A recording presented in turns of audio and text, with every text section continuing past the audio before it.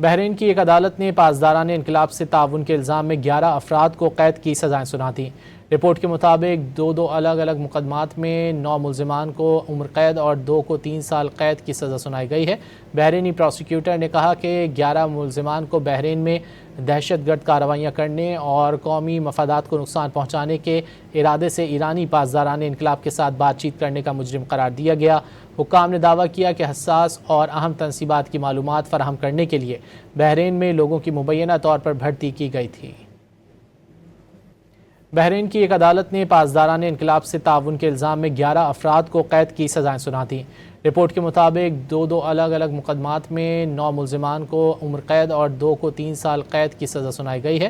بحرینی prosecutor نے کہا کہ 11 ملزمان کو بحرین میں دہشت گرد کارروائیاں کرنے اور قومی مفادات کو نقصان پہنچانے کے ارادے سے ایرانی پاسداران انقلاب کے ساتھ بات چیت کرنے کا مجرم قرار دیا گیا۔ حکام نے دعویٰ کیا کہ حساس اور اہم تنصیبات کی معلومات فراہم کرنے کے لیے بحرین میں لوگوں کی مبینہ طور پر بھرتی کی گئی تھی۔ بحرین کی ایک عدالت نے پاسداران انقلاب سے تعاون کے الزام میں 11 افراد کو قید کی سزائیں سنا دیں۔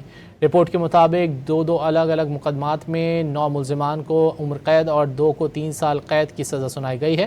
بحرینی پروسیکیوٹر نے کہا کہ 11 ملزمان کو بحرین میں دہشت گرد کارروائیاں کرنے اور قومی مفادات کو نقصان پہنچانے کے ارادے سے ایرانی پاسداران انقلاب کے ساتھ بات چیت کرنے کا مجرم قرار دیا گیا۔